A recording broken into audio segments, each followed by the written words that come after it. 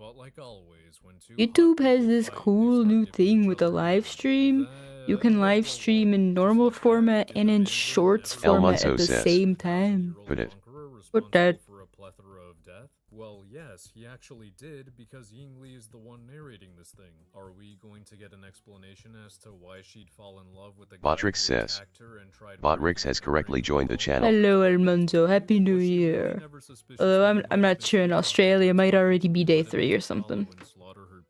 We are talking about a man who's only strived for world domination through lethal force for 2,000 years. You know what they say. El Munso says. It's day 2 ya XD. Wouldn't it be pretty stupid? Yeah, well, fuck Australia then. Justification for her falling in love.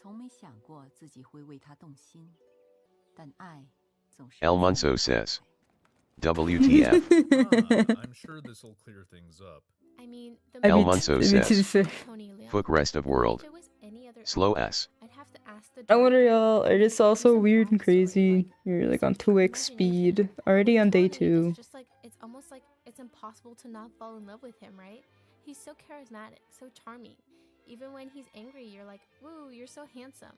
So I feel like it's almost like very natural. Ah, the power of horny strikes again. Thank you for excusing the lack of romantic development between two starkly different characters by saying the actor is just handsome and charming. How'd y'all spend your New Year then? Thank you for admitting you would have. For example, I spent the day before New Year playing with fire, and then I fell asleep on the couch, and then I got woken up and everyone was wishing me Happy New Year. El Munso says. Alone and depressed. Alone is optional. Depressed is also semi-optional. The Mandarin Be alone and happy. Because he saw a woman advocate. He later says he thought being a warlord was all he was meant to be. But Ying Li showed him a part of himself he didn't know was there. And it was like he was seeing the world for the first time. Okay. So what does that I feel like if I do this guy gets weird bangs. Don't help at all. What part of himself did she discover for him that he couldn't discover on his own? Today I spent fucking New Year cooking. Love and families are a thing. That he doesn't have to take over the world. Alright, look at this. I have no idea what these things are. Childhood trauma completely affect his worldview. This thing. By a close one into abusing his power. Society? Well, no. At the very beginning, El Munso says. Earflug. Yeah, but it's the thing is the cartoony style means I don't know if it's real or if it's an earmuff. But because he's established as being throws me off. Completely of his own volition, and from the lack of on-screen development, I'm calling this one character assassination. Though there are people who somehow think this change was complete. None of the reference material is clear enough for me. It's very ambiguous in shape. Mom and Dad were happy together, but we see some so, you know. I do feel like bringing it in a bit though. To be clear, Nando might believe the actors have genuine chemistry, which is all good, but didn't stop to think if this entanglement even makes sense with who the characters are and what their place in the world is. We then jump to the present day, where Shang-Chi, aka Sean, is a big boy in San Francisco working a job as a valet attendant. He has a plucky side character co-worker and friend of 10 years named Katie. How do I know they've been friends for a decade? You may not have caught it, but it's really subtle and not contrived. Sean, we've been friends for 10 years. Okay, you know I'm not an idiot. A few moments later. I knew Katie was trouble the first day we met in high school. A few moments later. I've been by your side for half your life. Why have the painfully shoehorned 10 years line if you're going to then give us an idea of when these two met? We later learned that Shang-Chi picked his American name at 15, so that narrows it down even more. Of all the things they could have been worried about explaining, this was one of them? Does Disney seriously not trust their audience to do the quick maths? And right before he's about to throw the first punch, Katie comes out of nowhere, steps right between us, and starts screaming the lyrics to Hotel California. What? It's the art of confusion. Works great on stupid people. This line here is meant to be a setup for a payoff later. However, it is important to note the context of the story Katie is telling. El Munso says, I also bring up the exact amount of time my friend has been my friend.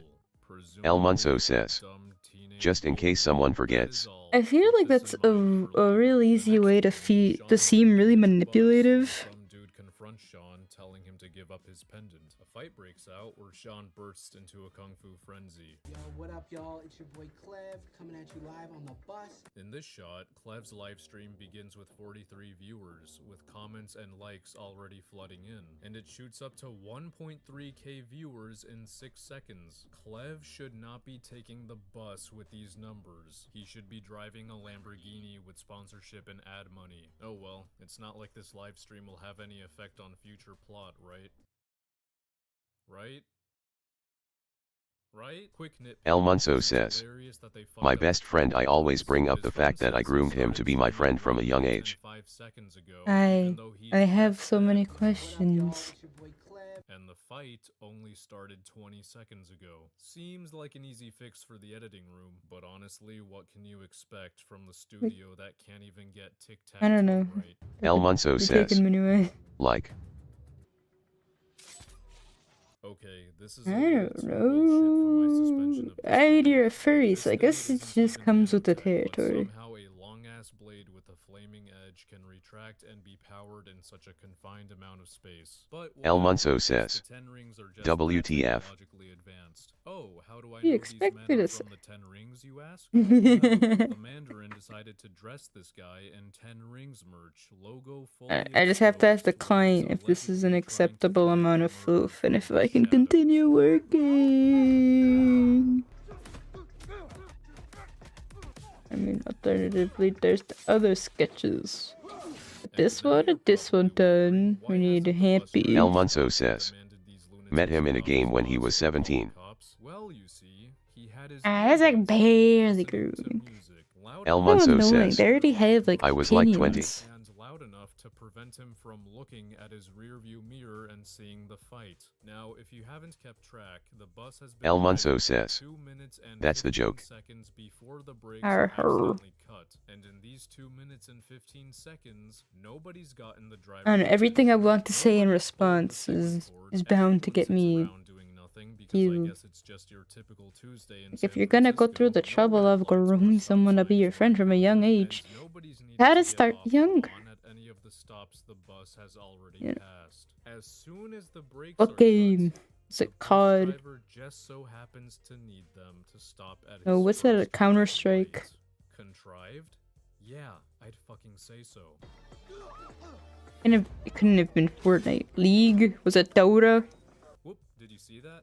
Almanso says, it was space engineers. Yep, he's dead. Game I've never heard of. Going to touch Shang-Chi to begin with, it Don't be means he mad. just destroyed this poor woman's laptop for no reason. Well, when we consider she reacted to this. Alright, the with real all the question. Should I concern draw it from less scratch? rodents, it's really her fault her property was destroyed. Shang-Chi actually shows some concern for innocent human lives, so that's a step in the right direction after this embarrassment. Ah, great. Gonna have to make the canvas bigger for his wings. Keep this threat in mind. It will become relevant later. After Almanso says, multiplayer game in space. Connived him to join me in selling ice to other players. Multiplayer game in space where you sell ice. It does remind me of a Business Insider video I watched recently. Where she's staying. If they hurt her, I'm sorry, but I have to go. Where it's like top 5 or like weird business or like how Michelin star businesses get their ingredients, and one of the segments was a guy who sells ice. It's all, you know, it's very fucking fancy.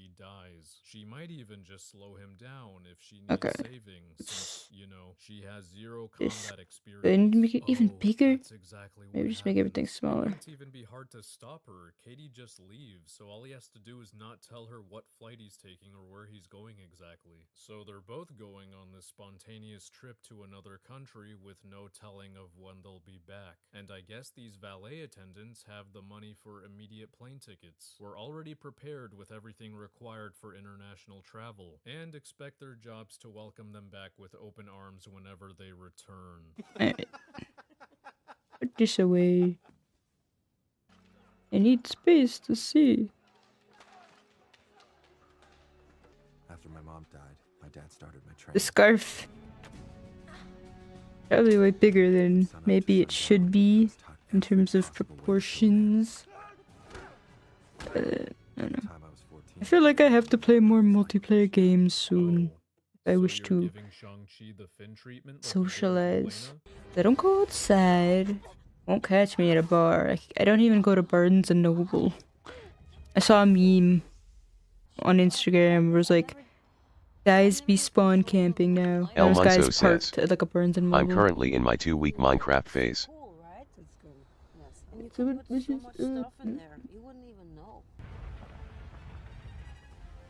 I don't know. I never got into Minecraft. I did some multiplayer lobbies or servers as a child. Then I got scammed and griefed one too many times. And like in Roblox I only did obstacle courses. I didn't get I wasn't on Roblox when all the fun, like, you know, Predator stuff happened, so no free Robux for me. But nah, he's a fun-loving, socially adept, well-adjusted dork. If he asked me to burn the world down, I would have asked him. Be for vegetarian. Okay, the key here is that I can't base it off the first sketch too much. It has to look like it's the same style. It has to look kind of like animation-wise. It has to make sense from the previous expression to the new one. There are still gonna be changes. Like, I'll base this higher as if his shoulders are higher. Okay, you'll have the beef. Yes. And the beef. 2 beefs. Things have to make sense. And that's where I hate everything. Because I don't animate. I can't animate traditionally. So these concepts of like keeping the style while changing what's happening are very difficult for me. Hi, my name's Gina. I'm gonna go into hiding. My new name's Gina. Fuck off with the lampshading movie. I mean, for fuck's sake, this dude spent years practicing how to kill people in every possible way. I doubt he's supposed to be this incompetent when it comes to strategy. Actually, considering he's the Mandarin's son and was trained by him, he probably is. We all know the This is strategic higher. genius that guy is. At Macau, Shang-Chi and Katie find the location of his sister in the Golden Daggers Club, which is an underground fighting ring in a skyscraper full of wacky, zany characters. On the elevator ride up, some shady dude tells Shang-Chi to sign his iPad to enter. He doesn't ask Katie to sign in, though, and Shang-Chi One thing I isn't didn't mention, like, suspicious the of this at all. pricing. Also, what I don't kind know, I of guess the sign-in sheet default requires would have this much reading blinking with steps? and Shang-Chi signs a contract without looking at it on the way out. But if you took even mouth one movements, but it's very then clear that they're about to go into an underground fight ring. It even says the company takes no responsibility for any physical injuries or like the death other caused expressions by probably won't. counter aliens. They are then greeted by some dude who immediately recognizes him as Bus Boy. Apparently the bus fight streamed by Clev already got 2 million views, and this guy just had the video on standby. Whatever. The greeter tells them the fights are streamed to the dark web. What's this on the screen right here? That hurt. You want me to show you how it feels?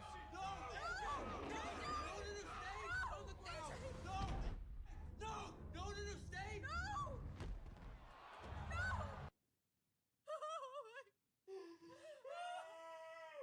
And Shang-Chi is up next, in the big cage. And in the big cage is Wong and Abomination. Yes, the same Abomination from The Incredible Hulk. Well, not quite actually, cause now he has fins on the side of his head. Wong opens a portal to counter his punch, and I am once again forced to imagine the missed opportunities of using this on Thanos in Infinity War to cut his arm off. After knocking him out, Wong takes Abomination back to what looks like a cell. Now, if you haven't turned off Brain, you might be wondering, huh? The hell just happened? Why are Wong and Abomination associates? How did they even meet each other if Abomination's been incarcerated for over a decade and a half? You're telling me Wong just decided one day to pay him a visit in his cell? Why the hell does Wong think it's a good idea to illegally bring what is essentially evil Hulk to a public space for fucking cage fights? Are there really no cameras in his cell that would catch this and inevitably make Wong a criminal? It is of no concern. Fuck you, Wong. You were the only character I was rooting for in No Way Home. After the trailer told us the entire plot happens because Doctor Strange is a goddamn out-of-character moron. You're gonna do this shit and then tell Strange not to cast a spell because it's too dangerous. Ironic.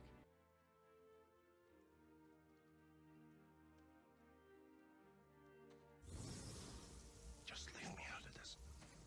After witnessing Wong's assassination, Shang-Chi naturally tells the greeter that a cage fight isn't what he's here for, and the greeter says he has to because the thing he signed was actually a fighting contract. Isn't this supposed to be an underground fighting ring? Who would they I love my underground fighting rings, which abide by paper contracts and signatures, instead of just threatening and intimidation and getting fingers chopped off. Next day international flight. What was that for again? Oh, right, because the sister might be in a life or death situation. So, what does Shang-Chi do?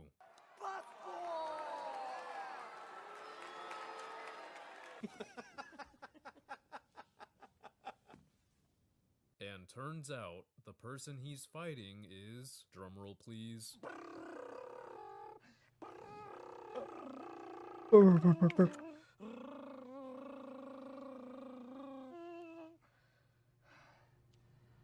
his fucking sister. And the greeter introduces her by her real name.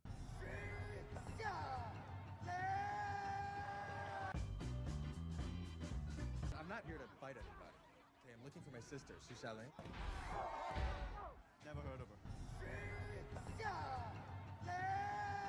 So, the greeter lied to Shang-Chi, even though he would have absolutely no reason to, since Jialing's name is used out loud in here. And for years, Jialing has just been using her real name in an underground fighting ring while she's likely being searched for by her father. It would have made complete sense for her to have used an alias. The greeter wouldn't recognize her real name when asked, therefore he wouldn't have lied for no reason, and she's supposed to be hiding from the Mandarin. I guess she's dumber than Shang-Chi, at least he Americanized his name. Anyway, now you might be wondering, wait, I thought the Mandarin prohibited Jialing from training with the boys. How did she get so amazing at fighting? I'll have to jump ahead, but well... I wasn't allowed to train with the boys. But I watched everything they did, and taught myself to do it better.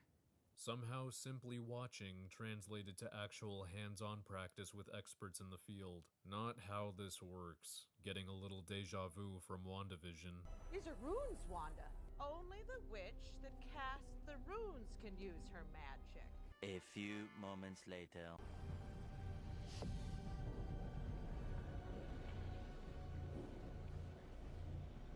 You know what he said to me when he left? I'll be back in 3 days.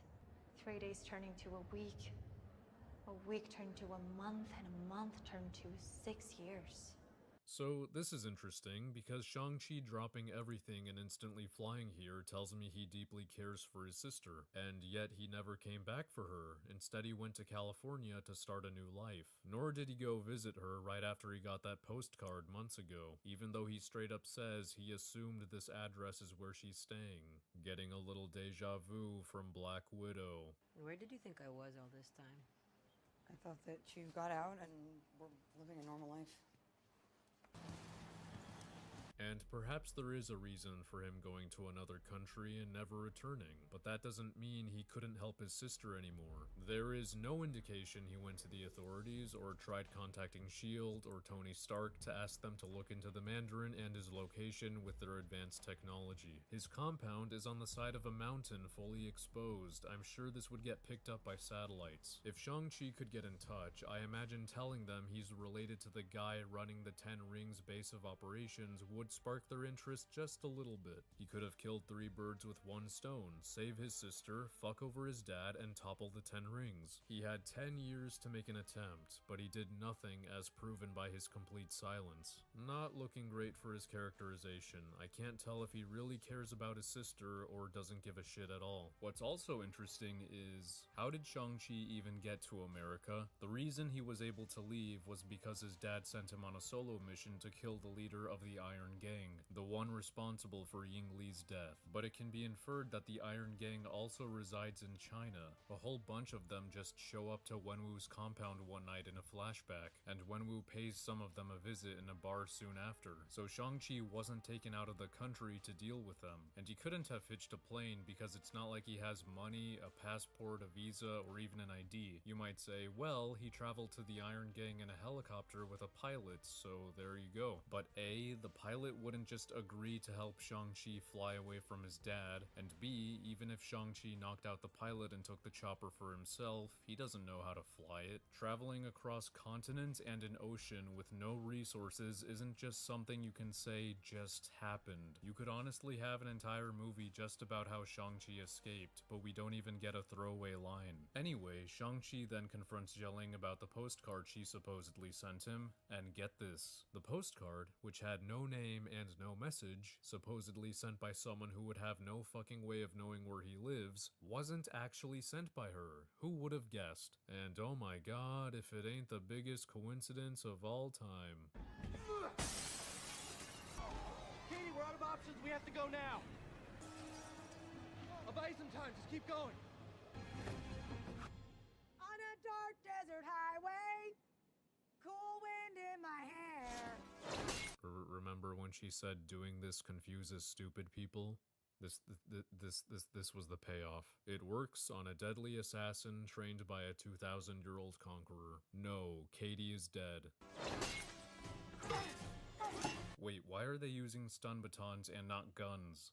Good question. Please, piss off if you're going to tell me they don't because the Mandarin wants to stick to traditional weapons or his culture. That would be like defending the Wakandans using trial by combat to elect their king. This dude was literally buying Stark weaponry in 2008, which were purely explosives and firearms. He was also about to buy the Yellow Jacket in 2015, meaning he was very interested in more efficient methods of killing. But nope, I'll downgrade my men to use electric sticks, and piss off twice if you're going to tell me his army doesn't use guns because he doesn't want to draw attention. Hey, what? Get off of me! Come on, bro!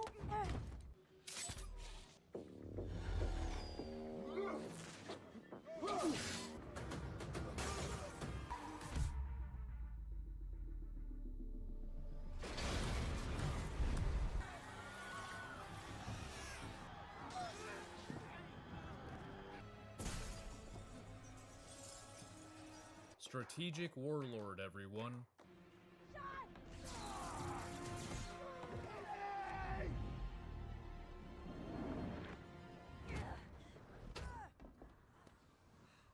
Who the fuck approved this bullshit? Jialing somehow knew Katie was about to fall, which floor to be on and which room to be in, and had the super speed to make it there on time. No, Katie is dead. Again. No, they're both dead. I do not believe for 1 second Jialing is capable of catching Katie the way she did, with her legs while barely holding onto the scaffolding after Katie's fallen several stories. The force would have been far too great, and look, the bamboo is too girthy for hands to fully wrap around for a strong grip. Katie would have taken Jialing with her to the street. And before I get called a misogynist, let me phrase that differently. I do not believe a regular human is capable of catching Katie the way it was done.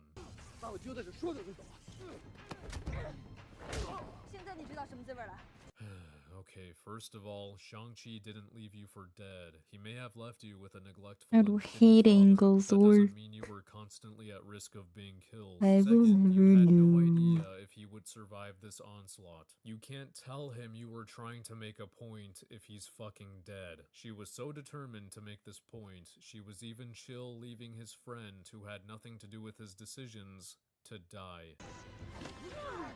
What does he want with the pendant? Did America make you soft?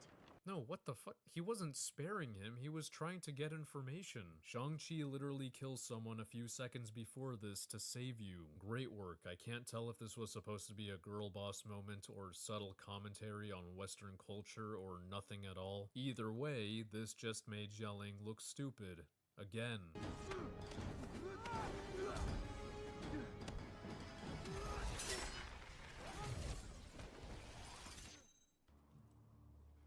I told my men they wouldn't be able to kill you if they tried. Glad I was right. Glad you were right. What the fuck is going on? Why the fuck would you take that risk? You only need the pendants, you fucking idiot. 我太想你了. Let's go home. Okay, let's go over the Mandarin's goals and his plan thus far. He wants both pendants. He also wants to bring his children back home, so that kind of means he needs them alive. He knows where both of them live, and of course he wants to remain hidden from the world, which would best be achieved by not making a scene in public. So, his plan was to send his son a postcard with nothing but an address and a drawing, in hopes he will think it means it was sent by his sister who somehow knows where he lives. He's also hoping his son wouldn't go to said address to see his sister within the months before he sends his men there. He's also hoping both of them still even have their pendants and regularly wear them. Months later, he will send a group of his men sporting his terrorist logo to take the pendant from him, one of them having a fucking sword for an arm. His men are to confront him on a bus in public, and if he refuses, they should try to kill him over it. The Mandarin is confident that his son, who's been gone for a decade, has continued martial arts training during this time so that he's at peak performance for this fight, and won't get killed. After they have Shang-Chi's pendant, the same group of men plus a bunch of ninjas are to go to Macau for Xiaoling's pendant. The Mandarin is confident that his son will show up at the same time his men do, and when he does, they should try to kill him and his friend despite already having his pendant. And this time, they'll use explosives and knives. Then, after this fight's gone on for a while and the friend died multiple times, he reveals himself and expects Shang-Chi and Xiaoling to be cool with all of this and come with him back to the compound.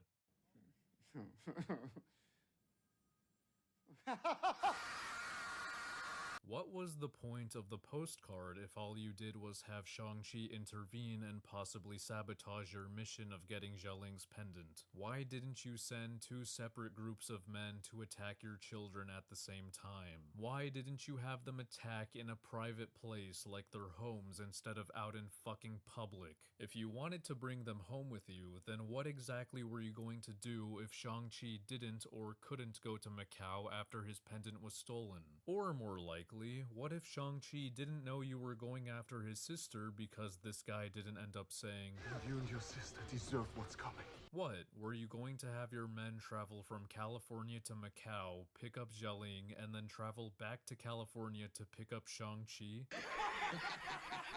You know what actually would have happened? Shang-Chi would have either given up the pendant or gotten his ass kicked because he's been actively repressing his previous life as a martial arts assassin for the past 10 years. He's in absolutely no condition to take on the henchmen. And no, doing push-ups before you go to work does not equal rigorous hand-to-hand combat training. Let's talk more about this dumbass line. You and your sister deserve what's coming. I've already covered that this line is the only reason why Shang-Chi knows to go save his sister, but it makes no fucking sense with what the Mandarin's goals are. He allegedly doesn't want to kill his children, and he has no grudge against them. So what the hell did he tell Blade Arm Man to make him this fucking pissed and tell Shang-Chi he and his sister deserve what's coming? That's a straight up threat of revenge. Blade Arm Man should have been confused as fuck when he saw the Mandarin welcome his children with open arms. I told my men they wouldn't be able to kill you if they tried. No, apparently you didn't. You and your sister deserve what's coming. Fuck this plan, and fuck this villain. At least he can't get any worse than this, right? Let's go home.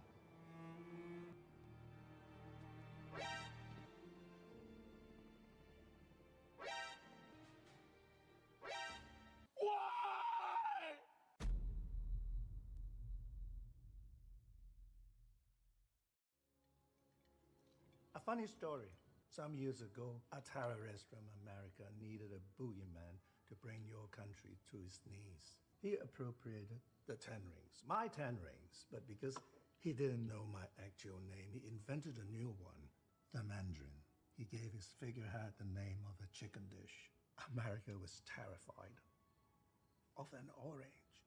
Oh, so you're not the Mandarin.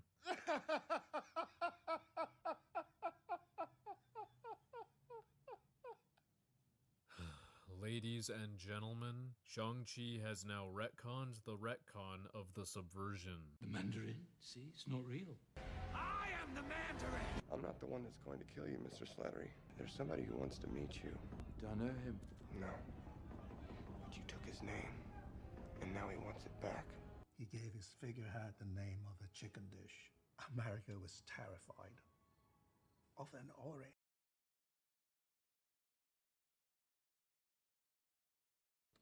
My real name is Wenwu. So why did you send a team and a fake interviewer to break Trevor out to kill him yourself if the Mandarin is so irrelevant to you? You think it's pathetic America fell for such a silly character, for crying out loud? Why even go after Trevor, some lunatic actor, when the details of the fake terrorist were publicly exposed, with Killian and the vice president behind all of it? Who the fuck knows? We'll just chalk it up to arrogance, I guess, since that's the excuse every stan uses to explain characters' inconsistent and idiotic decisions these days. The truth is, I've had many names throughout my life.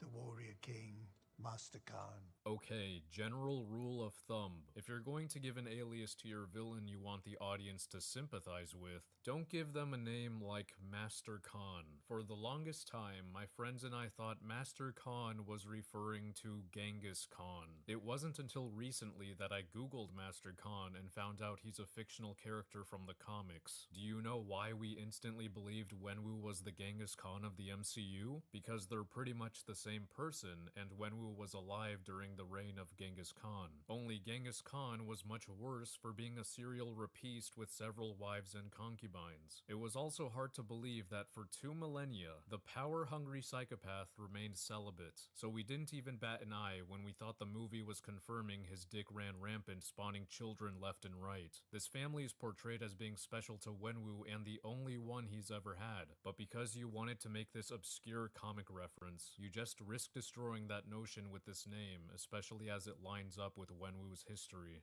Good job. She gave up everything so we could be together. Why? 但爱总是自有安排。 So Wenwu tells everyone how after Shang-Chi and Jialing ran away, he started researching how to get through the maze to the Talo entrance to connect with Ying Li. Literally a minute ago, during the dinner scene, there were flashbacks of him successfully going to the Talo entrance multiple times to go on dates with Ying Li. I say again, Wenwu has been desperately trying to find the path to Talo for years when he's fucking walked there multiple times with no problem in the past. Okay. Let's just accept this galaxy brain logic for a second. Let's just pretend it completely makes sense. So Wenwu can't just walk to the Talo entrance. Okay, alright.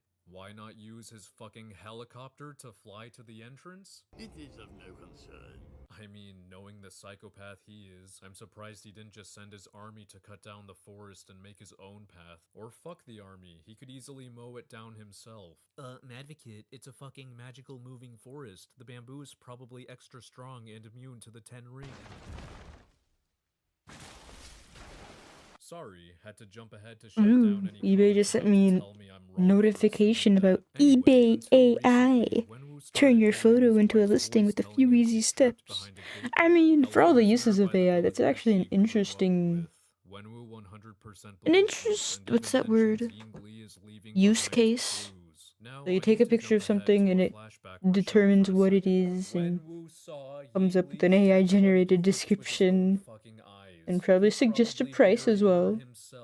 Nobody checked the body at the grave. Now, let's rewind and pretend for a moment that Wenwu's men successfully killed Shang-Chi. Potentially helpful, useful. Let's also pretend this voice talking to Wenwu How is could it go believable wrong? and real, and he's successfully frees Ying Li so they can live happily ever after. How the fuck does he think she's going to react when she finds out one or both of her children were killed by men sent by him, or that he raised her son to be a killing machine? Yeah, there goes your happily ever after, you fucking idiot. Oh, my bad. She probably wouldn't care if he killed her children. You see, 但爱总是自有安排。 Come to think of it, Wenwu doesn't only want Ying Li, he believes her return will unite their whole family and things will go back to the way they used to be. How the fuck are you going to achieve that if one or both of your kids are dead? And it only gets worse. Wenwu says the Talo elders forbade him and Ying Li from living in Talo together because he wasn't worthy to them. And for that, he blames them for the death of Ying Li. Now, I need to jump ahead again to the same flashback I brought up before. Since they can't live in Talo, they obviously lived in Wenwu's compound. And one night,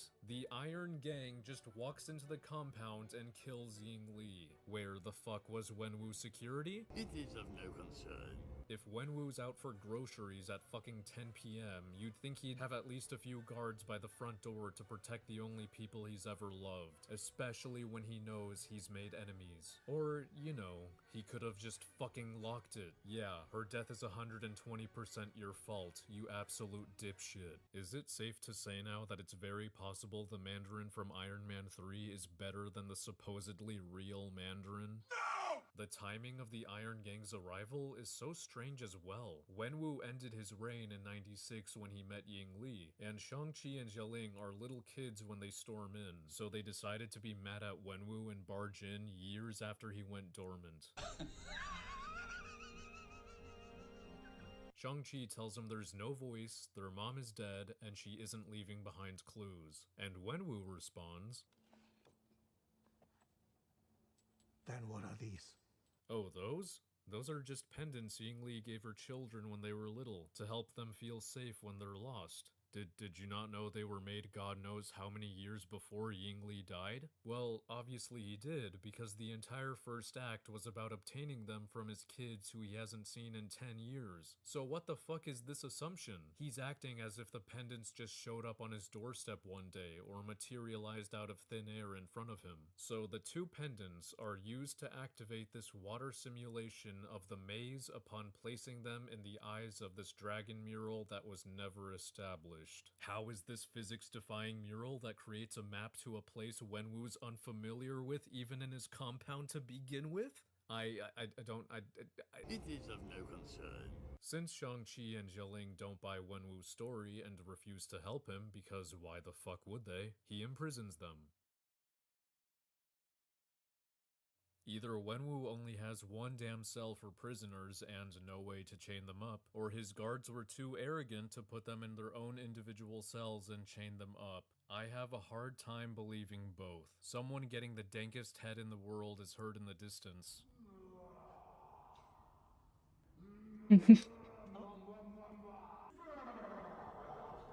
Oh, I bet that's the abomination or something. And when they approach the individual, If I offer $20 on a 3 set of technical pens, I wonder if they'll accept it, or if they'll be insulted. My dad broke you out to kill you. But just as his men were tying me up for my execution, I launched into a performance of my Macbeth. Whence is that knocking? Wait, Duncan with their knocking. I wish thou couldst. They couldn't get enough of it. I've been doing weekly gigs for the lads ever since. I am so tired. Remind me, why was Wenwu going to execute him? But you took his name, and now he wants it back. He gave his figurehead the name of a chicken dish. Right. So, not only did the guards put them all in the same cell and gave them free reign to walk around, but a cell that was already occupied.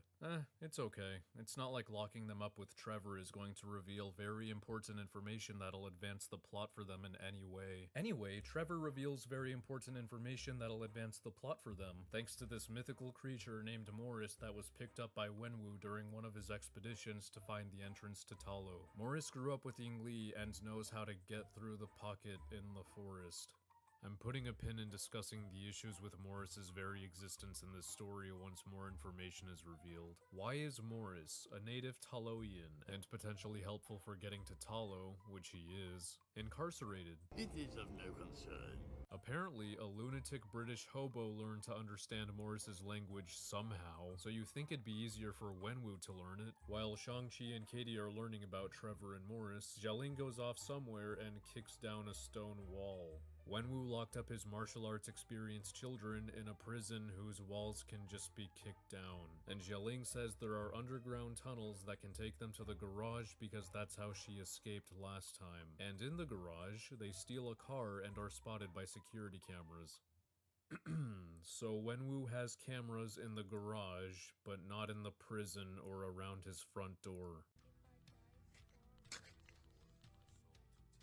I'm not gonna pull a Clev and bother breaking down this fight, because what happens next is a whole bunch of stupid. Shang-Chi manages to bring a goon in the car and knock him out, because to open the garage door, you need the fingerprints of a goon to open it and a thumbprint to close it. It's extremely convenient that the garage door opens and closes on a dime, because it allows them to not crash into it and causes the goons to crash into it. Fuck you, Madvocate. It was probably designed to instantly open and close in case of intruders. Wenwu is a strategic genius. Once again, you are highlighting how Wenwu takes great security precautions with his fucking garage, but not for his prison or his front door. Wenwu is then watching them drive away and says, "They will come back once I bring her home."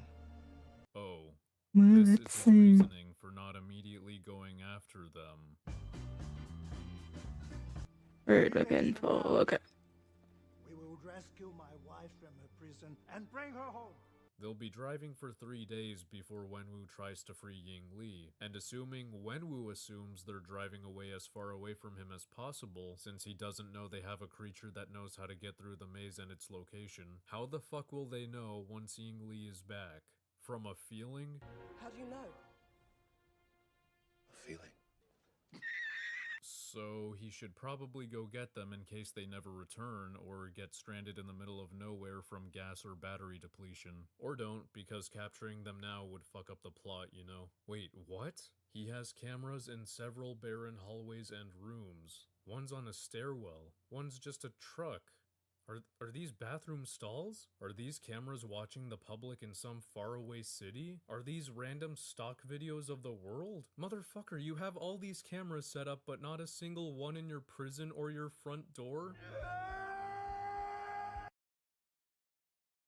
The next day, while they're waiting for the pocket to open, Trevor tells everyone about what got him to start acting. Oh, I know this story. He told us a little in All Hail the King. He had a photo of him and his mum on October 12, 1964, the day he landed his first role, meaning he's likely been going to auditions before that. Shang-Chi can't possibly fuck up this extremely simple piece of history, right? 1968, Planet of the Apes. I was sitting in the cinema next to my mum, watching Mastery. After the film, I asked her, how do they get those monkeys to do those things? And she patted me on the head and she said, it's not real, pet. It's just acting. That's when I knew. Kowalski, analysis. Enhance.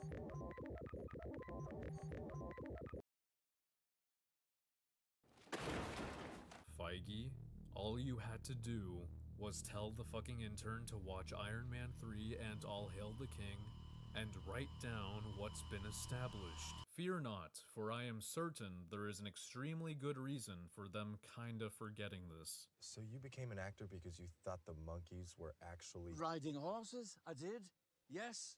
When in fact, they were simply acting. As if they were riding horses. I still can't get my head around it, to be honest. The funny. It was for the funny. Anything for the funny. Morris tells them to go since the pocket is ready to open. How does he even know how to get through the maze if he'd have no reason to use it? I'm but a transitory vessel for the infinite wisdom of a creature far more advanced than we will ever truly understand. Okay, I guess he knows everything or can predict the future. Either way, fuck off. He's the world's furriest and shittiest plot device. Once they're inside, Shang-Chi wastes time introducing everyone to the villagers instead of immediately telling them Wenwu is preparing to wage war on them. If it wasn't for his aunt joining, they would have been forced out. Our people have been here for over 4,000 years, preparing for something we hope will never happen. We are the keepers of the Dark Gate, sworn to protect this realm and yours from the evil that's locked behind it. The Dweller in Darkness. He came with his army, devouring every soul in their path. and with each kill, they grew stronger. Your father isn't the first to come here to open the Dark Gate. Many have tried and failed over the centuries, and they all had one thing in common. They were lured here by the voice of something on the other side. A voice that promised them their greatest desires.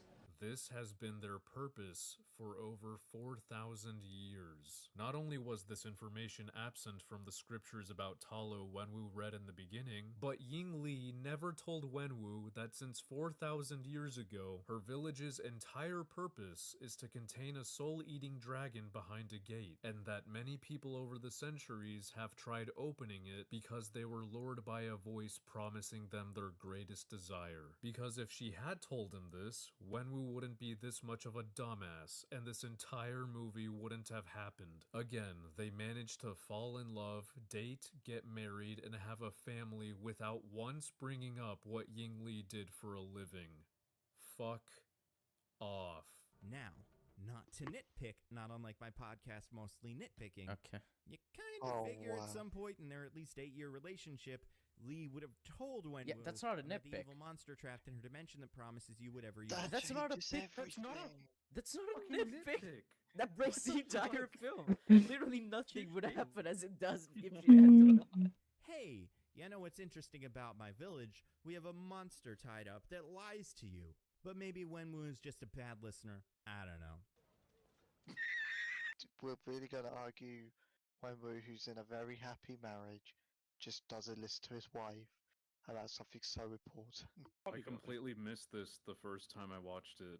I don't remember this at all, but he's saying it is a nitpick, and then he goes on to explaining why it's not a nitpick. I can't. Wait, why the fuck is there literature about Talo on Earth if it's been a secret this whole time and the villagers want to keep it that way? It is of no concern. If someone previously found it and then wrote about it, then how did they even make it to the entrance without knowing the maze? And if you're going to tell me they just walked to it, then why the fuck doesn't Wenwu just walk to it? Remember how I said I'd come back to discuss Morris? Well, it's time to go on that tangent. Morris being picked up during one of Wenwu's expeditions to find the entrance to Talo means he wasn't inside Talo and presumably far away from the entrance. He probably wandered off and fell through the portal to Earth. That's whatever, I guess. But this means Ying Li was never replaced as the guardian of the entrance after she left. And as we just saw, there still isn't a new guardian. But if there was a guardian, then Morris would have never been part of this story. The new guardian would have stopped him since they want Talo to remain hidden, and having a creature like this roaming around Earth would only raise many questions. So yeah, that's what I wanted to point out. The way Morris is included in the story is kinda shoddy. She knew that one day you would find your way here, and asked me to prepare something for your arrival. Remind me, how did Ying Li die again? Oh yeah, randomly. So why does this line sound like she knew she was gonna die in advance as if she had some terminal illness? How was she supposed to warn her sister to prepare these outfits? You're telling me she was never gonna bring her children to Talo herself someday? She was expecting them to go on their own after she died? How are they supposed to get there if she never told him where the forest was or that the purpose of the pendants was to literally show them the path to get there? Like, they don't even know they have to put the pendants in the eyes of the dragon mural. The Ten Rings ambushed us in San Francisco. They took my pendant. They're gonna come for yours next. I don't know what he wants of them. We both know it can't be good. Apparently she told Wenwu how to use them even though he's not welcome in Talo, but she didn't tell her kids who she gave the pendants to in the first place. What? Guess these outfits are one size fits all, because it's not like she knew when they were going to arrive or how big they were gonna grow. What if Shang-Chi came to Talo when he left the compounds at 14? What if he became extremely buff or really fat? I know you might find it annoying I'm lingering on this line, but it baffles me how something so simple like providing an outfit can be so nonsensical when you ignore the context to try to give it some deeper backstory. It would have made complete sense if the ant just said, "Here's some dragon-scaled armor from our arsenal, try it on." Anyway, for the remainder of the day, Shang-Chi and Katie go their separate ways to train, the former in airbending and the latter in archery. My mother was the only one who could beat him. Show me how she did it.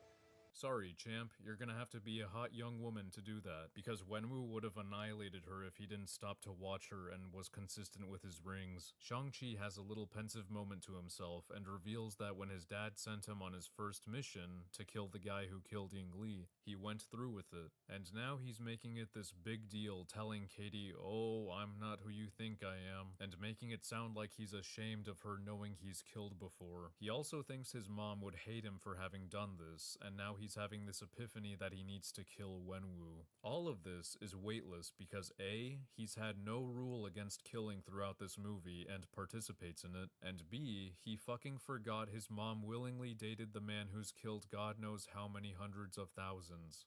This just reminds me of this one manhwa I read where it's about this guy who was an assassin falls in love with an actor. And skipping to the author's note after the end of the manhwa, one thing she mentioned that stuck with me is that I cannot actually let this character kill anyone during the plot of the story if I wanted them to be able to have a happy ending. There's only like one main antagonist in the manhwa, and they keep surviving, and I kept wondering why they didn't just die. And it turns out it's because the author had this interesting philosophy that if she was gonna let the two have a happy ending, she could not let the main character kill anyone, even though he's an assassin that has killed like hundreds, or maybe even thousands of people. And I'm thinking, is that a rule I should have? If my characters can't kill anyone if I want them to have a happy ending? They're like, no, I couldn't do that. I want lots of murder. The ant literally greets Shang-Chi and Yeling with open arms. 过去造的孽会毁了这个地方。小子，跟我讲话礼貌点，我吃的盐比你吃的饭还要多。You see, you're probably young. I'm going to assume you're younger than me, probably by decades. So there's this thing called life experience. Burn it down. What? Just destroy them yourself. It'd certainly get the job done much faster. Or tell your men to run them over with your jeeps. Wenwu finds the shrine for Ying Li, who, according to him, is alive and trapped behind a wall as punishment. Shouldn't he be wondering why Talo has a memorial for a living person they're pissed at, and maybe perhaps realize they're telling the truth? It is of no concern. Wenwu and Shang-Chi fight, and for some unknown reason, Wenwu now blames him for not doing anything while his mother was attacked by the Iron Gang when he was 7 years old, and before Wenwu even taught him how to kill people. Shang-Chi then says, "Even if you could bring her back, what makes you think she'd want anything to do with you?" "Oi, dipshit. She was okay with him conquering and murdering for thousands of years. What exactly do you think she'd oppose now?"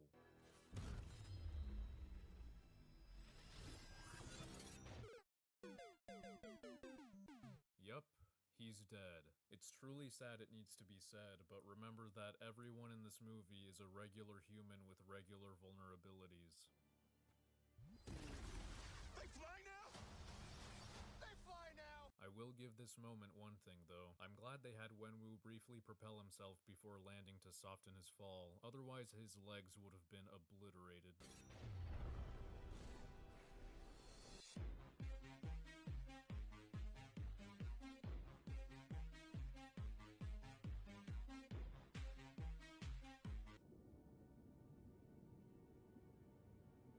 I have this habit, like even when I'm rigging in Live 2D, whenever I'm trying to make the angles, the heads always become too small.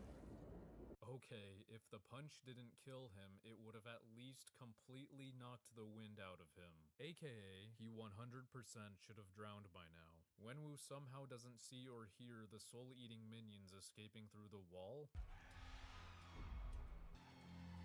Same goes for the dragon that just burst out of the ground.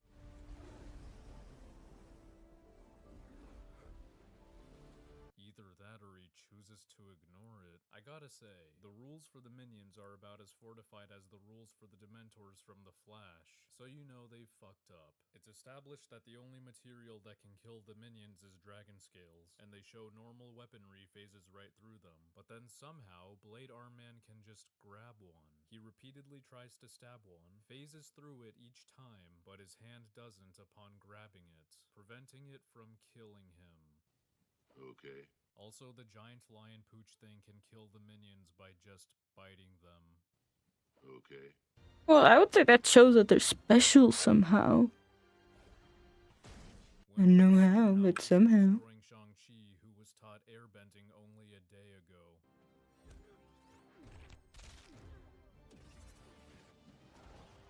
Oh, it looked like he was about to clap his cheeks with that move, but they just cut away from it. Okay.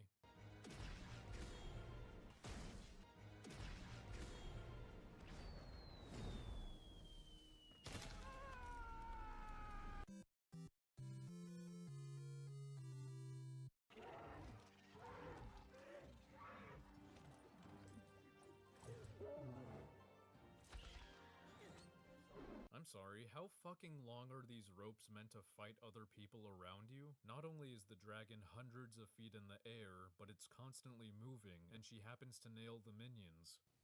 Okay.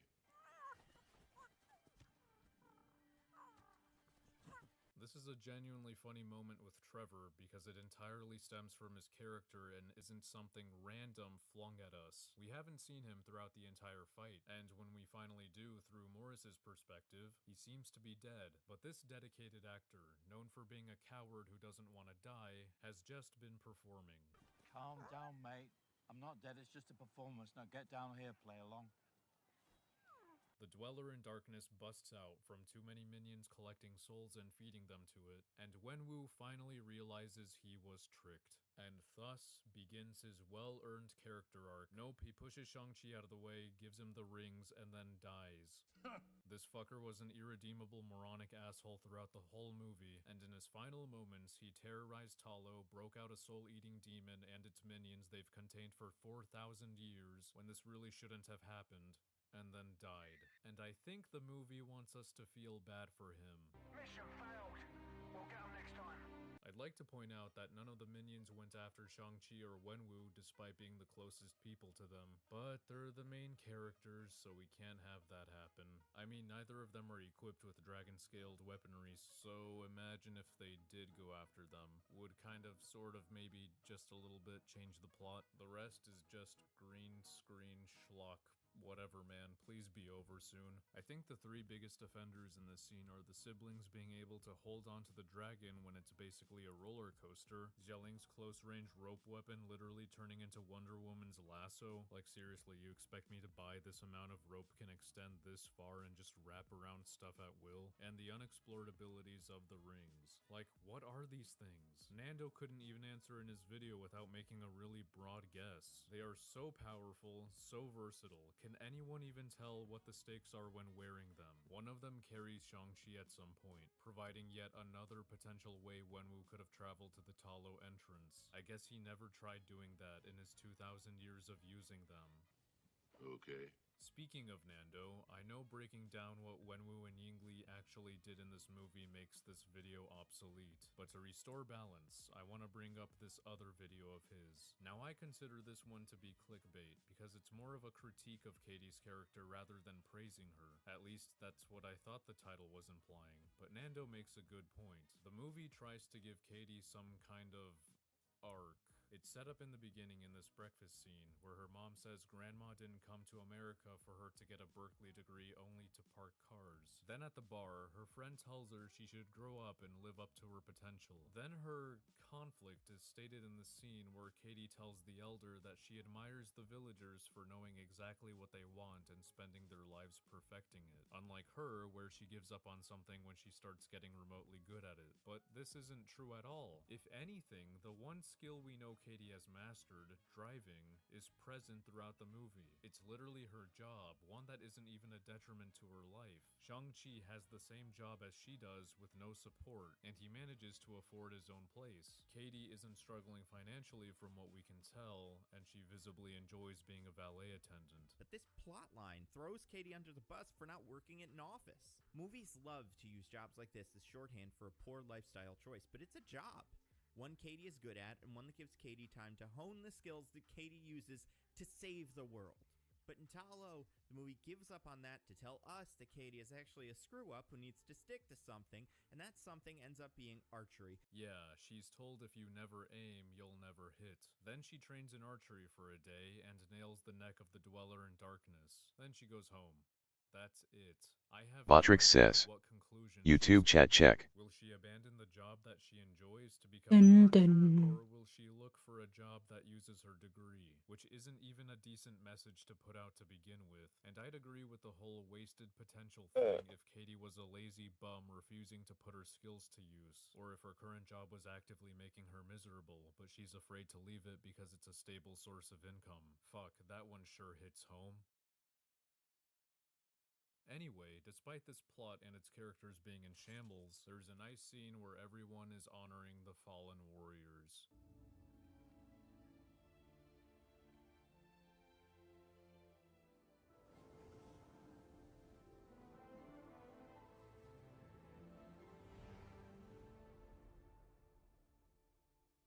Shang-Chi, huge Do fan. you have the rings? Yeah, yes. Good. Let's go. We have a lot to talk about. You too. Come on, Wong, fuck off. This movie is not even trying in the slightest to make Katie relevant or justify why she's brought along in 3 major plot-thickening moments. They don't match any artifacts from our codex. What do you think? They're not vibranium. Did you guys fucking forget that after years of back and forth between Bruce and Hulk, you finally had him make the decision to spend 18 months in a gamma lab to create Professor Hulk as a compromise? Damn. Fuck off, fuck you. Why make Bruce's off-screen development seemingly definitive and meaningful to him if you're only going to completely backpedal on it? Apologize to Mark Ruffalo right now. You continue to do his character filthy. Fuck you, Madvocate. They probably didn't have the budget to spend on the Professor Hulk effects. Oh, yeah, you're probably right. And it's not like they could have cut out a different big CGI character that was completely pointless and created from scratch and used that money on him instead. Do you remember? Abomination. Gotta give it up for Abomination. I do remember Abomination. Oh boy, it's another article. I'm sure this'll clear things up. The rivalry between Bruce Banner and Hulk was fixed, and Bruce's human form was completely out of the picture. It turns out that this is likely why Marvel made the switch in Shang-Chi, as the studio always wanted to have Bruce Banner be an important part of Hulk's character, according to an excerpt from the story of Marvel Studios, The Making of the Marvel Cinematic Universe. Oh, they always want Bruce to be part of the character. Yeah, okay. It's not like there's a 3-hour movie saying otherwise. Not sure why they don't consider Bruce to be part of Professor Hulk when he's verbatim the best of both worlds. It's like they completely missed their own point they made. Looks like they also gave up on Carol's girl boss haircut too. Guess she was a little too sensitive to Rocket Raccoon's remark. What, you gonna get another haircut? Is that like a personal attack or something? How about we mention the elephant in the room? This man, who's supposedly Bruce's friend, illegally trains the monster that almost killed Bruce years ago. What a good friend he is. What a good friend you are. And that's it. That's Shang-Chi and the Legend of the Strategic Genius. Get it? The Strategic Genius is a legend because there was no Strategic Genius? He was fake. I made him up for an inside joke title. Let me know in the comments if you thought I was actually about to praise Wenwu as a villain. A special thanks to Sky, who discussed new issues we found while I was writing this script, and for inviting me on her podcast to break down this mess and review videos praising it. After seeing this movie, I had no interest in making a video until we went through it on Ecom, so this video's existence is pretty much thanks to her. She also made a Shang-Chi video of her own. You can check it out on her channel, which is linked below, as well as those Shang-Chi streams. Thank you to these mad lads, my patrons over on Patreon. Your generosity is always immensely appreciated. And shout out to A Buzz. I can't believe I streamed for an hour. Don't And done nothing. Perrin Williams, So Who, Studio Devil, and The Spicy Gentleman. I mean, I got this one. Wealthiest men alive. Thank you to world-renowned e-girl Pooch for lending her beautiful I just had to do the scarf and the other wing and like the rest of the back of the head and the tail. Okay, and then I have this final one. It's funny how they're kind of opposites. This one, the head is tilting up. The next one, this one here, the head is tilting down. I'm sure I'll have loads of fun in booths. Came to our attention that an artist who worked on Marathon in the early stages of pre-production took a number of graphic elements from a graphic designer without permission or acknowledgement. Watching Bungie the last 10 years has been a true masterclass in how to destroy a highly reputable company. Once they were the unshakable... Stop, relax. Okay, you grab. This room is being rented under a stolen credit card. We didn't book the room. Exactly. I paid someone to get a room for me. Don't be stupid. It's fraudulent information. Let's go. Hey, can you grab my phone? No, don't grab his phone. Stay it. Don't do it. Don't do it. You're detained. You're not under arrest. You are under arrest. No, Don't listen. not, Jazz. He's not your fucking lawyer. I'm gonna drag you out of this fucking room, man. Officers in Cobb County arrive at a Hilton hotel after a couple with kids has been staying at the hotel for 6 days. This in itself isn't too abnormal, but certain details raise red flags, and the couple, unaware of officers' feet from their hotel room, will soon be exposed, displaying just how deep into the fraud game they are. Hello. How are you? Good. How are you? Good. Lovely. How can I help you? So we have, I guess that is in-house, that is on fraudulent activity on their account, and they have been charging over $1,700 to the room, and they are trying to extend their stay, but at this time we would like to get them to go ahead and pay cash for their room and leave.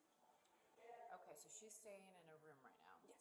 But now she's using someone else's credit cards and to pay for other rooms. The previous stay as well as other And they booked another stay in Virginia. In Virginia? So they owe us $1,700 for just room and tax, and then they charged $245 worth of stuff from our treat shop. And then created a new reservation for tomorrow, but Hilton canceled it after they confirmed that it was fraud. Okay. This membership with Hilton, and they have ID'd her through that. Okay. It was Jazz. Right. Do y'all know what she actually looks like? Can you describe her? I don't know which one. There's several people in and out of there, but the gentleman is the one who's there every day. It's a gentleman with three daughters. So y'all were notified that the credit card was like declined or something? Did it actually say stolen? We have $245 worth of charges from just our treat shop. Okay. So they come through a red flag. So we called Hilton to verify the membership, and they said that there's been fraudulent activity on that Hilton membership. And what Jasmine is doing is using somebody's membership and adding her name to the reservation. And they're like prepaying it through Hilton, but the credit card declined because it's fraud. So now they owe us $1,700 for room and tax, and then $245 for the treat shop. Okay. How does the gentleman look like? A black male, probably about 5'9", slim, tattoos. He's only 5'9". I think, yeah. Okay. Okay. We're just more so concerned about the male and female. And they checked into this reservation on the 21st. Let's go there, go talk to them, see if Yeah, let's go. there's 4 people in the room. Yeah, there should be. Two adults and 3 kids. They said 11 to 14 years old. 11 and 14? Around that age range. You guys haven't confronted them at all? No. We don't want them to How long have they been staying here? Since the 21st. The 21st. But they made a new reservation starting tomorrow to the 4th. But Hilton canceled it.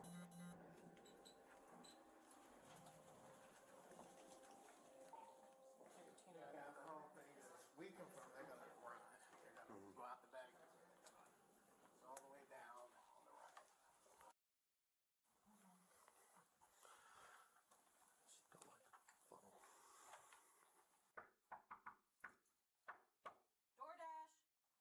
DoorDash. Excuse me. First of all, ever since I saw an article about a guy that like knocked on the door for DoorDash, and then when the woman opened the door, broke in and raped her, I no longer open doors for DoorDash anyway. So I would be like, no, just leave the food and walk away. I no open any doors. I don't even open it.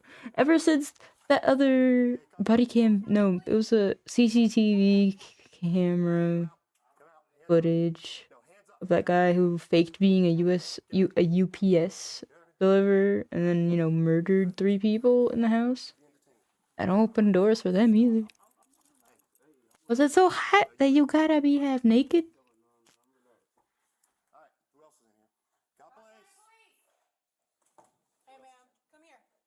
Wonder if he has like really identifying tattoos.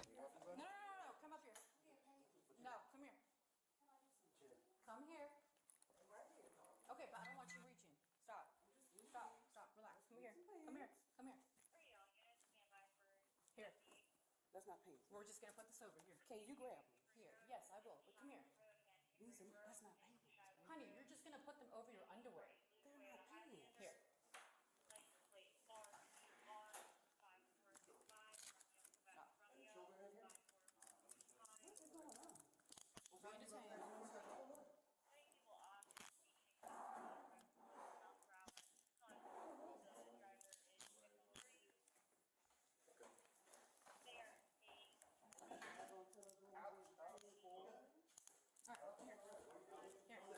Put this on. That doesn't matter. Put it on. Put it on. Put it on. Alright, you're sitting like that. Ma'am, get over. Can she grab some pants? No. Please. Get on. Hey, you didn't want to put it on. Take a seat right now. She didn't grab those Take a not seat. pants. That's Take a seat. Take a seat. Just walk. Now, please. There's nobody in here. Yeah, I want everybody. I'm confused. No one play games. Nobody's playing no games. Yeah, you are. No, I'm not. There's nobody in here, sir. There's nobody in here. Nobody. Okay.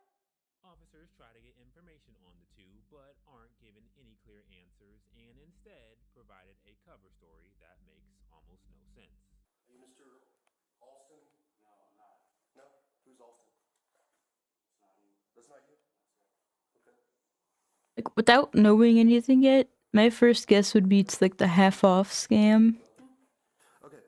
So Or maybe they contact someone from social media and that person on social media is maybe advertising, hey, I can get you half price on anything from hotels to flights, anything like that. Where you pay that social media person half the listed price and they give you all the details. Now, the way it works is that that social media person has the stolen credit card details or sometimes loyalty member account details of whatever service you wanted. They pay for it, you know, the service you wanted. They pay for that service using these stolen details. You pay them half the amount. They are out no money. So they just get that half amount, you know, and they spent nothing themselves. The victim is, you know, the original owner of those details who is out the full amount. Like, crime-wise, it can be a little meh. Because they would need to prove that you were aware that it was, you know, not all in the clear. But the thing is, most of the people that do this know or have an inkling that it's probably not totally legal. I mean, if someone comes up to you and says, hey, you want to go to Disney? I can get you tickets half off. Now, my first instinct would be that it was a timeshare, and I don't want to sit through no timeshare. Alright, done it once already. For Six Flag tickets and for Branson City tickets, Silver Dollar City. Not that the experiences weren't fun, but damn, is it very tiring. I would rather work a few overtime shifts. That's it. It was like 2 hours of, or like 2 to 4 hours of very desperate deal closers trying to pressure you. That's what I would guess that this is gonna be. Though the title does say check fraud. So I guess if it's not the half off scam, it seems like they've been there for 6 days already without a problem. And they renewed their reservation, but then Hamilton canceled it for fraud. Question mark. If they did it online, then I would think it was the half off scam. I don't know if you can go up to the desk and give them a check and be like, I want to extend my stay. I have never done that, so I have no idea. But I guess we shall see. But I mean, they're probably not gonna give any articulable information if they just deny everything and meh. That's your brother? Okay. So listen, the reason why we're calling here today, and because y'all trying to play around with us now, is because this room is being rented under a stolen credit card. Okay. So. Okay, well, you're staying in the room, so. Oh, I'm just visiting. No, y'all have been checked in since the 20th. No, that's what I'm saying. That's not just, that's been a whole week here, okay? You spent a whole week here, and you already made a reservation. Look, in my timetable, it's only been 6 days. I just got here. Because I was planning on living here for like a month. I paid someone to get a room for me. As soon as I got off the Atlanta bus. Just like that, you paid someone, okay? It was like very miraculous. It's not miraculous. Who's this somebody? As soon as we got to Atlanta, somebody approached us and was like, "Hey, y'all leave," because we was at the airport for like 2 days. Yeah. And we was basically asking around for, could anybody help us, get a place to stay or whatnot. So the people, the guy walked up to us. He was like, I can get you a room or whatnot. We only had like $200, so I gave him $200. He's like, we can book y'all for a whole week stay. Whole week stay for $200. Times 4. Times 4. $800 a month for a hotel? Dang. I'd pay that. I'd happily do that. Dang. Cheaper than my rent. Well, no, okay, not really. But almost. I mean, like, I'm looking around. $800 for a month for a single room? That's what I'm looking at. We'll figure it out. Which table? Side table? Like the nightstand? Yeah. Okay, got it. Not that over there. Your name was, what again? I'm sorry. Jasmine. Jasmine. Okay, sorry. Nice to meet you, Jasmine. I'm also Bro. You got it? Yep. Yep. Alright, so we have the open. Yeah, and also that, check right there has been docked. No, the check has been doctored. Yeah, I saw it. 13, 12. Can you check one name, Doobie? Do you mind if I grab a shirt or something? In a minute, man. We'll figure that out. Why did you have a shirt on in the first place? His name, which, it's clearly you in this picture. It's got all the same facial piercings and everything. What'd you say your name was? Okay, what's your name? No, you have to provide me a name. Okay. You're under arrest then. Obstruction. We got another idiot who thinks they can just choose not to give their name to the police officer who lawfully requests it. Oh, so it is your ID. So this is you. You just said you have my ID. Oh, okay. Oh, okay. Oh, that's fine. You obviously identified me, ran my name, and then asked me for my name. We'll wait on her, and then we'll go from there. Once she comes back, take her now, and then I'll do the mail. Cool. Sit down.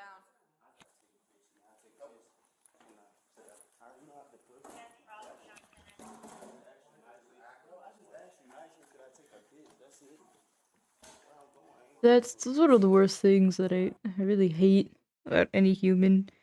They think just because they asked for something, they can get it. Especially in a legal situation like this.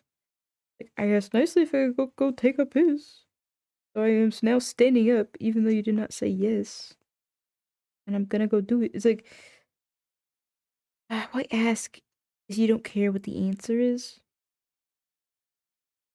Makes me angry.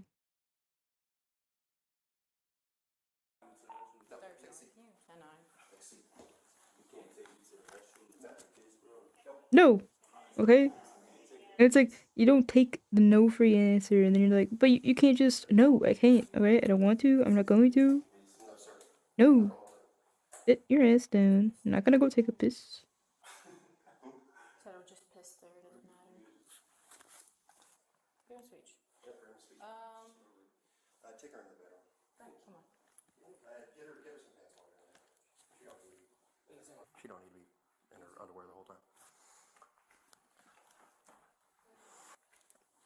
I can't imagine living in a hotel. I mean, I don't know. I guess I'm too privileged.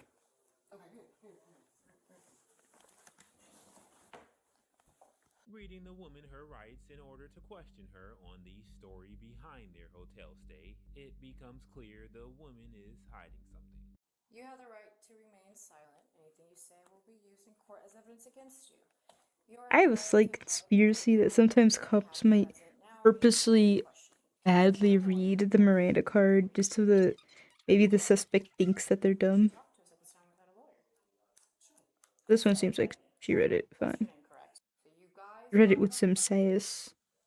Paid, then got off the plane, paid some random person to book this hotel room for you. What airport did you guys come out of? North Cape. That's A&A Airlines? Yeah, A&A Airlines. It's right on tape. Are you asking or telling? No, tell me. It's right on tape. Okay. none of those sound like an airport name. So you guys Okay. were just asking random people to get us a room? Yeah. Why?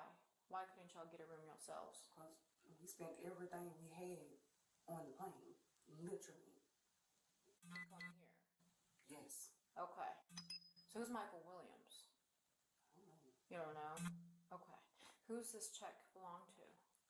I don't know. You don't know? Okay. Seems just like a plan of no plans whatsoever. So, what's your... Why'd you come here? Why'd you spend all your money on the airplane? Okay. And where's your husband work at? He doesn't work for a company. Okay, this I'm currently crocheting instead of drawing. This star stitch is just so very satisfying. So I do feel I'm using a rainbow yarn to use it up. And it's like, it's, you know, basic bitch acrylic. And it doesn't show off the stitch as nicely as a single color might. But it's still really nice looking. And I like how it's tight. So the plan is to make it into a fanny pack. And too light of a, or too loose of a stitch might mean that my pens fall out, which would be bad. But the good thing, kind of, is that since it's crochet, if the pens poke through a little, it might be good. Because my current fanny pack, it has some holes in it from pens and poking through the fabric. And also the fabric is falling apart from the inside. It's a bit nasty. You're getting a child support check. Okay. Oh, I'm not calling nobody's mama. I'm not calling nobody's mama. This lady is tired of people asking for them to call their mamas. She's like, I'm calling no one's mom. I see you have a lot of unused payments over here and stuff. That's not payments. Okay, so it's somebody's last 4 digits of credit cards. Nope. And then... Those are just numbers. Okay. Those are just numbers. Well, it's like they couldn't verify your payment for whatever activity you guys are doing over here. Yeah, those are just numbers, and no, thank you. That's not it. Yes, I just love to write random numbers. Well, actually, I do. So, I do write random numbers and random shits on paper in random places of the house, but officer, they're not numbers. They're not credit card numbers or payment numbers. No, no, no. Also, don't y'all have phones or like 5 or 6 of them? Can't write in the notepad app. Okay. So you guys are trying to try to get another room. So what happened? Did you guys get another room? The question is, instead of the half off scam, did they somehow get someone's details themselves? The payments weren't going through. Is that correct? Yeah, I mean that. And why wasn't it? If you're getting a child support check. Yeah. So why was it not going through? That's weird. Not weird. It's the fact that he's using the wrong card. I have two. Okay, because it's a check, not a card. No, I have two. Okay, I think I'm done talking to you. You're under arrest. All right, here, come here. I mean, this officer has some sass. I'll check the purse. Just take a seat. Where's your purse? You got it? The card? Yeah, I do.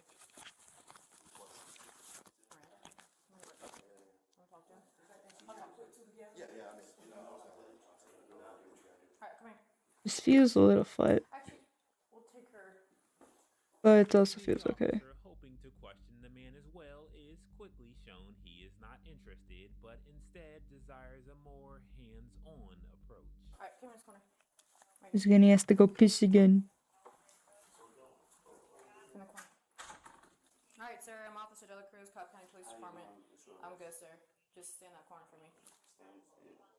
I want you in that corner. I'm right here. Alright, go back up. I don't know if anyone has seen that video from Midwest Safety of the kid. Man took soda instead of water. I mean, that attitude just pisses me the fuck off. I know the law. No, the fuck you don't. And like the whole point is, even if you know the law, even if what's happening is wrong, you talk about it in court. Oh my god. They sit him down and he stands back up. I am defiant. I am the law. no, so that way you can have your side of the story, he can have his. She's not even here on my side of the store. She's oh my goodness, Sergeant Leone. That's what I'm saying. What's over there? She ain't trying to put two and two together herself. He decided to kind of buck up on us at the front door, so we threw him in cuffs. He wanted to lie about his name. How many talking's going on? I don't know exactly what's happening. We got a altered check there on the front. Alright, what did I not do yet? Someone else's license on there, someone else's credit card. Ew. If you want to do your yeah, let's just. If he's gonna act like that, I'll talk to him here if we can get her in the room. How you doing? Jasmine, can you go in the room with Officer? You have to use the restroom.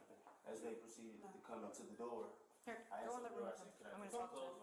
hey, boy, I just grabbed me and identified. She doesn't want to move. That's fine. I mean, he's already 10-15. He doesn't want to talk. He doesn't want to talk. Let's just get him out of here. Yeah, there's her purse right there. Is this yours? No. So someone just left their bag here. My phone in my bag now. Yep. Go through it all. There'll be so much fun stuff in there. I know. It's a lot. It's a lot going on. Seeing multiple books, folders, binders, and papers with numbers, the female officer quickly goes to get a search warrant granted as officers see probable cause to search through the room. But while they wait, they will soon be forced to go hands-on as the suspects and officers fail to agree on one thing. More hands-on? They weren't put under control already? It was theft. Okay, well, this is it for today. Lord willing, I will be back tomorrow after my 12-hour shift of wonderful making money time. Let's prepare my soul for the tax season. Even, I really want to spend. Look, I want to buy ink. Dang it. I think I'm probably gonna spend $30 and buy me some inks. But anyhow. You able to pull down your own pants? No, I'm asking a serious question. Your hands are behind your back. I'm just asking. Oh, he's very skilled. He can go to the restroom with the handcuffs on, no problem. Oh. Which one? Your left? Yeah. Alright, there you go. Thank you. Yep, constantly. Alright, well, good night.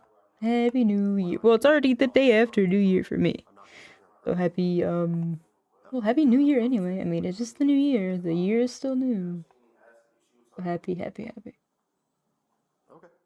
absolutely fine. 2025, she can have her own conversation though.